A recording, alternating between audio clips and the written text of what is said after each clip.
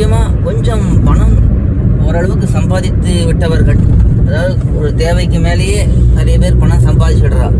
ஆனால் அதுக்கு மேலேயும் இன்னும் பணம் சம்பாதிக்கணும் அப்படின்னே இல்லாமல், அது மட்டும் இல்லாமல் ஒரு குடும்பத்துக்கு பந்தப்பட்டு இருப்பது, பிள்ளை என்ன பண்ண போகிறான், பேரன் என்ன பண்ண போகிறான் அப்படின்னு எல்லாம் வருத்தப்பட்டு அப்படியே இருக்கிறத காட்டிலும் சரி ஏதோ ஒரு அளவுக்கு நம்முடைய கடமைகளை பண்ணிட்டோம்னா அதுக்கு மேலேயாவது இதை போல திவ்ய தேசங்களில் இதை போல இருக்கக்கூடிய எங்கே தேவை நம்முடைய ஸ்ரீ வைஷ்ணவர்கள் தேவையோ அங்கே வந்து கைங்கரியம் பண்ண வேண்டியது அவசியங்கிறது தான் நமக்கு இப்போ தோன்றுகிறது. இதை பற்றி சுவாமிகளுக்கு ஏதாவது கருத்து இருந்தா சுவாமி தெரிவித்த ரீதியிலே எத்தனையோ பேர் விதேசங்களுக்கெல்லாம் போகிறா. ஒரு கட்டத்துக்கு அப்புறம் ஒரு 20 வருஷம் ஆச்சுன்னா திரும்பி வந்துடலாங்கிற ஒரு எண்ணம் வரணும். அவாவாளுடைய ஸ்வகிராமங்களோ அவாவாளுடைய விதேசங்களோ வந்து இப்படி ஒரு சாத்துங்கிற திருப்பாவ சாத்தம் இல்லையா அன்வைக்கலாம். இப்படி இல்லாமல் அங்கேயே சுவாமி சொல்ற மாதிரி அங்கேயே அவர்கள் தேகாத்மாவிவான இடம் ஏதோ காலக்ஷம் பேரளவில் கேட்டுட்டு அங்கேயே அந்த விட்டு திரும்பியே வராமல் பல பேர் அப்படித்தான் இருக்கா. காலக்ஷேபம் கேட்குறா, ஆனால் ஆன்லைனில் நிறைய பேர் கேட்குறா ஆன்லைனில். ஆனால் அங்கேயே தான் இருந்தான்னு இருக்கா சுவாமி தெரிவிக்கிற ரீதியில்.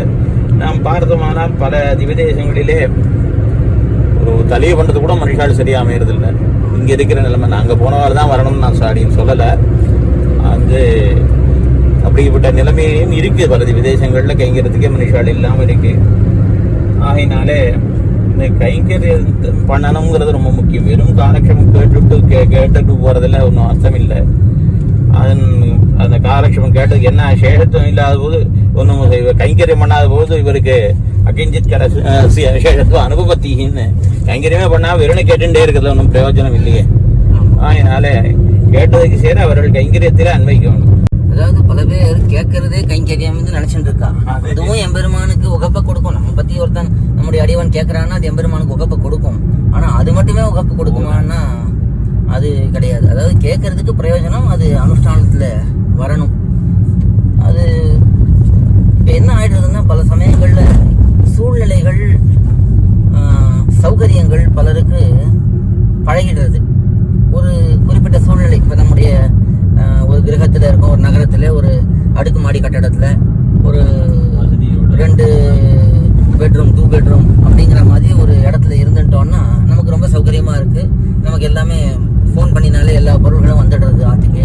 நம்ம ரொம்ப சிரமப்பட வேண்டாம். இது ரொம்ப சௌகரியமா இருக்கு. இதே ஒரு புதுசாக ஒரு கிராமத்துக்கோ இல்லை வேறு ஒரு நகரத்துக்கோ கூட நம்ம போய் அங்கே இருக்கணும்னா நம்முடைய சூழ்நிலைகளை மாற்றிக்கிறதுக்கு பல பேருக்கு மனசு அந்த பக்குவம் வரமாட்டேங்கிறது. கொஞ்சம் மாற்றத்தை நம்ம ஒத்துக்கொள்ள வேண்டும். ஏதோ ஒரு சில சிரமங்கள் இருக்கத்தான் இருக்கும் அப்படிங்கிற அந்த எண்ணம் பல பேருக்கு வரமாட்டேங்கிறது. அது வந்ததுனாலே ஓரளவுக்கு இந்த ஒரு சகஜ வாழ்க்கை ரொட்டீன் அப்படின்னு சொல்கிறோமே அதை உடைச்சுண்டு நம்ம ஒரு சம்பிரதாயத்துக்கு பிரயோஜனமான ஒரு வாழ்க்கையை வாழலாம் அப்படிங்கிற அந்த எண்ணம் ஏற்படுறதுக்கு அது ரொம்ப முக்கியம்னு தோன்றுறது. அது எப்படி வரணும்னா அவரவர்களுக்கு தான் அது வரணும். அது வந்து நம்ம மற்றவரிடத்துல நிர்பந்தித்து வர வைக்க முடியாது. ஏன்னா சில சமயத்தில் சில பேர் நம்ம இடத்துல யோசனைகள் கூட கேட்பா, இந்த மாதிரி கைங்கரியம் பண்ணணும் அப்படின்னு. சரி அவர்களை நீங்கள் இங்கே வாங்கோ, திவ்யதேசத்துக்கு வாங்கோ அப்படின்னு சொன்னால் சில பேர் கொஞ்சம் கஷ்டமாக இருந்தாலும் சரி முயற்சி பண்ணலான்னு வருவா. நம்ம ஏதோ 4 வார்த்தை சொன்னோம், இந்த சுவாமி சொல்லிட்டார், யோஜனை சொல்லியிருக்கார், நம்ம அதுபடி பண்ணித்தான் ஆகணும் அப்படின்னு கூட சில பேர் வந்துட்டு கடைசியில் ஆனால் அவர்களால் இங்கே இருக்க முடியாமல் அவர்கள் திரும்பி போயிடுறா. அது என்ன காரணம்னா அதுக்கு ஒன்று அவர்களுக்கு இருக்க முடியலங்கிறது ஒன்று, அந்த இருக்க முடியலைனாலும் இருக்கணுங்கிற அந்த ஒரு உற்சாகம் அவர்களுக்கு இல்லைங்கிறது. என்ன கஷ்டம் வந்தாலும் எதுவாக இருந்தாலும் முதல்ல ஒரு 2 மாதம் 3 மாதம் கஷ்டமாக தான் இருக்கும். அந்த 3 மாதத்தை நம்ம ஒழுங்காக கஷ்டப்பட்டு ஓட்டிட்டோம்னா அதுக்கப்புறம் நமக்கு அதுவே பழகிடும். அந்த அளவுக்கு பொறுமை வந்து பல பேருக்கு இருக்கிற மாதிரி தெரியல. இன்னொன்று சின்ன சின்ன கஷ்டங்கள் உடம்புக்கு ஏதோ ஒரு உபதிரவங்கள் வந்தால் அதை தாங்கக்கூடிய சக்தியும் இல்லை. உடனே நமக்கு மருத்துவமனைக்கு போகணும், மருத்துவமனைலாம் இங்கேருந்து 1/2 மணி நேரம் போக வேண்டியிருக்கு, 1 மணி நேரம் போக வேண்டியிருக்கு. நகரங்களில் இருந்தால் 5 நிமிஷம் ஒரு தெருக்கு ஒரு சின்ன சின்ன மருத்துவமனைகள்லாம் இருக்கும். அதனால் நமக்கு அது சௌகரியமாக இருக்குது அப்படின்னு பல பேர் பார்க்குறான்.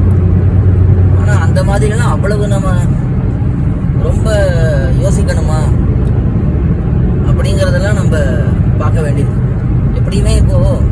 கர்மத்தினடியா எல்லாம் நடக்கிறதுன்னு அந்த புரிதல் வந்துடுதுன்னா இதை பற்றிலாம் கவலைப்பட மாட்டான். அந்த அடிப்படை புரிதலே பல பேருக்கு இல்லை. நமக்கு எவ்வளவு சௌகரியம் இருந்தாலும், உயர்ந்த மருத்துவ வசதிகள்லாம் இருந்தாலும் யாருக்காவது உயிர் போகாமல் இருக்கான்னு எவ்வளோ பெரிய பெரிய மருத்துவமனையெல்லாம் வைத்து அவர்களுக்கு சிகிச்சை கொடுக்குறா, அப்படியே உயிர் போகிறது. ஒன்றுமே இல்லை, ஒருத்தருக்கு பெரிய ஆபத்தே வந்திருக்கும், அவர் ஆற்றுல கூட தனியாக இருந்திருப்பார், கைங்கரியவராக இருப்பார், யாருமே கூட இல்லாமல் அவரே கூட மயங்கி போய் கூட விழுந்திருப்பார். ஒரு நாள் கழித்து அவருக்கே நினைவு வந்து அவரே திரும்ப சரியாகி அப்படி வந்தவர்கள்லாம் கூட உலகத்தில் நாம் பார்க்குறோம். அதனால் கர்மத்தின் அடிப்படையாக தான் எல்லாம் நடக்கிறதுங்கிறது அந்த புரிதல் வந்துடுதுனாலும் இது கொஞ்சம் சுலபமாயிடும். ஆனால் அந்த புரிதல் நமக்கு கேள்வி அறிவோடு இருக்கிறது தவிர அது நடைமுறை அறிவாக நமக்கு அது வரமாட்டேங்கிறதுன்னு தோன்றுகிறது. ஆனால் இதெல்லாம் சொல்கிறதுக்கு சுலபமாக தான் இருக்குது. அவரவர்களுக்கு சூழ்நிலை வரும்போது கொஞ்சம் கஷ்டமாக தான் இருக்கும்.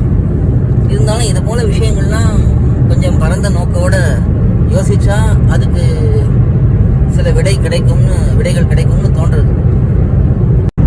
அடியேன் இதை வந்து ரொம்ப பெரிய ஒரு இதுல பெரிய ஒரு லெவல்ல இருக்கிறதா யோசிக்கிறேன். ஏன்னா அடியன் வந்து ரொம்ப சிறியவன்றதுனால சிறியவர்களுடைய எண்ணத்துல எப்படி இருக்கும் அப்படின்னா, முதல் படிகளுக்கு மேல அடியனால ரொம்ப இது பண்ண முடியல, யோசிக்க முடியல. அப்போ முதல் விஷயம் என்னன்னா, அடியன் என்ன சொல்லுவேன்னா, எல்லா விஷயமும் தேவைப்படுறது. எல்லாருமே கைங்கரியத்துக்கு வந்தாலும் கைங்கரியத்தை நடத்தி கொடுக்கிறவர்களுக்குன்னு சில பேர் இருக்கணும், சில பேர் கைங்கரியம் பண்றதுக்குன்னு இருக்கணும். கைங்கரியம் பண்றதுக்கு வரவாளுக்கு அந்த மனப்பான்கு எப்ப உண்டாகும் அப்படின்னா சச்சங்கங்கள்ல தான் முதல்ல உண்டாகணும். ரெண்டாவது தேவையர்கள் அவர்கள் நேரா வந்து பார்க்கணும். இதுக்கு என்னென்னலாம் தனக்கு ஒத்தொத்தருக்கு ஒரு அது இது இருக்கும், ஒரு ஸ்புரிக்கும், ஒரு விஷயங்களை ஸ்புரிக்கும். அப்போ அவரவர்களோட சிந்தையில என்ன இருக்கு அப்படிங்கிறத பகிரணும். இதெல்லாம் அடிப்படை விஷயங்கள் அடியேன் பேசிட்டு இருக்கேன். சுவாமிகள் சாதிச்ச மாதிரி அது வந்து நிச்சயமா கைங்கரியம் பண்றது அப்படிங்கிறது தான் நம்மளோட எண்ணமா இருக்கணும், நம்மளோட இதுவா இருக்கணும், முடிவா இருக்கணும். ஆனா அதுக்கு அடிப்படையில இன்னும் நிறைய விஷயங்களை நம்ம செய்ய வேண்டியதா இருக்கு. இன்னைக்கு இருக்கிற காலத்துல, இக்காலத்துல பண்ண வேண்டிய விஷயங்கள் இன்னும் நிறைய இருக்கு. அது முதல் விஷயம் என்னன்னா, அடியன் நிறைய திவ்யதேசங்களுக்கு இங்க பக்கத்துல போயிட்டு வந்துட்டு இருக்கேன். அதனால அடியனால சில விஷயங்களை பார்க்க முடியாது. அடியனுக்கு தெரிந்த அடியாளர்களோட நண்பர்களோட ஸ்ரீ வைஷ்ணவர்களோட பகிர்றேன், இந்த மாதிரி விஷயங்கள் இருக்கு அப்படின்னு. அந்த மாதிரி ஒரு விஷயத்துல அடியனுக்கே தெரிஞ்சு நந்திபுர விண்ணகரம் அந்த மாதிரி ஒரு திவ்யதேசம், அதாவது ரொம்ப ஒதுக்குப்புறமா இருக்கக்கூடியதான திவ்யதேசம். அந்த திவ்யதேசத்துல இருக்க இடம் இல்லாம ஒரு ஸ்ரீ வைஷ்ணவ தம்பதிகள் தாங்கள் பக்கத்துல ஒரு இடத்துல ஆகம் கட்டிட்டு அங்க நின்றுட்டு போய் அப்பப்ப கைங்கரியம் பண்ணிட்டு வரா. ஆனா அவர்களுக்கு இதே மாதிரி தான், மருத்துவ வசதி இல்ல, அவளுக்கு வயசானது, நிறைய மருத்துவ இது வேண்டிருக்கு, சப்போர்ட் வேண்டிருக்கு, மெடிக்கல் சப்போர்ட் வேண்டிருக்கு, இந்த மாதிரி எல்லாம் இருக்கு. இது வந்து அடியன் ஒரு விஷயத்துக்கு சொல்றேன், பிராக்டிக்கலா என்ன நடக்கிறது அப்படிங்கிறது. அப்போ திவ்யதேசங்கள்ல குடிபுகுறது அப்படின்ற ஒரு விஷயம் வந்து நம்மளோட நடக்கணும். அப்ப நடந்தாதான் மிச்சதெல்லாம் அடிப்படை வசதிகள்லாம் தன்னைத்தானே வரும். அந்த குடிபுறதுக்கு என்ன பண்ணணும் அப்படின்னா, முதல்ல திவ்யதேசங்கள்ல இருக்கிற கோயில்கள்லையும் கைங்கரியங்களை மிச்சமா எல்லாரையும் பண்றதுக்கான அனுமதி ஒரு கொத்து. இப்ப எம்பெருமானார் பெரிய கோயில்ல 10 கொத்து பெரிய பரிவாரம் பண்ணார் அப்படின்னா அந்தந்த திவ்யதேசங்கள்ல ஒரு கொத்து இது பண்ணணும் அப்படிங்கிறதுக்கும், அத கைங்கரியங்களை இவாளெல்லாம் பண்ணினா நம்ம ஏத்துக்கணும், அந்த ஏற்புன்றதும் அந்த திவ்யதேசங்கள்ல ஏற்படணும் முதல்ல. இன்னொரு விஷயம், வெளியில இருக்கிறவர்கள் அடியனுக்கு கொஞ்சம் லௌகிகமா இருக்கிற கம்பல்ஷன்ஸ் எல்லாம் தெரிஞ்சதுனால சில விஷயங்களை சொல்றேன். அதாவது இப்போ ஒருத்தரால வேலையை விட்டுட்டு வர முடியாது, அவருக்கு இன்னைக்கு திருப்பி அவர் வந்து இன்னொரு லொகேஷன்ல போய் அதே வேலையை செய்யலாம் அப்படின்னா அது முடியாது. அவருக்கு வந்து அந்த இடத்துல கான்ட்ராக்ட் கிடைக்காது, இதெல்லாம் இருக்கு. அதுவுமே அவர்களுக்கு கர்ம முடியாதான் ஏற்படுறது. ஆனாலும் என்ன விஷயம்னா, அந்த உந்துதலை வந்து நம்ம உண்டாக்கிதான் ஆகணும். ஒரு பெருமை கைங்கரியத்தை பண்ணணுங்கிற உந்துதலை உண்டாக்கிதான் ஆகணும். அவர்களை என்ன பண்ணலாம் அப்படின்னா, முதல் அடிப்படையில விடுப்பு எடுக்கிறச்ச ஒரு கைங்கரியங்களுக்கு இந்த மாதிரி திவ்யதேசங்களுக்கு வந்து கைங்கரியம் பண்ணணும் அப்படிங்கறத மனசுல வச்சுட்டு விடுப்பு எடுக்கணும். விடுப்பு எடுத்துட்டு நம்ம இந்த இது ஹாலிடே ஸ்பாட்ஸுக்கு போலாம் அப்படின்னு நினைச்சுக்காம திவ்யதேசங்களுக்கு கைங்கரியங்களை தான் விடுப்புக்கு பிரயோஜனம் அப்படின்னு எடுத்துட்டு வர ஆரம்பிச்சு அதே மாதிரி நம்ம இன்னைக்கு இருக்கிற ஸ்ரீ வைஷ்ணவ ஆச்சாரியர்களும் அந்த திவ்யதேசங்களுக்கு திவ்யதேசங்களுக்கு உரியவர்களா இருக்கக்கூடிய ஆச்சாரியர்களும் இதெல்லாம் நம்ம கொஞ்சம் தளர்த்தி திவ்யதேச கைங்கரியங்களை நடக்க வைக்கலாம் அப்படிங்கறத கொஞ்சம் ஒரு மாநாடு மாதிரி போட்டோ இல்ல அவர்களுக்குள்ளேயே ஒரு இது நடத்தியோ ஒரு சத்சங்க மாதிரி நடத்தியோ ஏதாவது ஒண்ணு பண்ணணும். அது அடிப்படை தேவையா இருக்கு. இது ரொம்ப முக்கியமான ஒரு விஷயம். அதாவது இது போல ஸ்ரீ வைஷ்ணவர்களை கைங்கரியத்துக்கு கொண்டு வரதுக்கு ஆச்சாரியர்களுடைய பங்களிப்பு ரொம்ப முக்கியம். அதை பத்தி நம்ம கண்டிப்பா பேசணும். அது புத்தூர் சுவாமிகிட்டையும் கேட்கலாம். சுவாமி தேவர் என்ன நினைக்கிறது? Koil.org has published a variety of Sri Vaishnava Sampradayam books in different languages. A wide range of books covering different topics from absolute beginners to advanced level knowledge seekers are available at books.koil.org.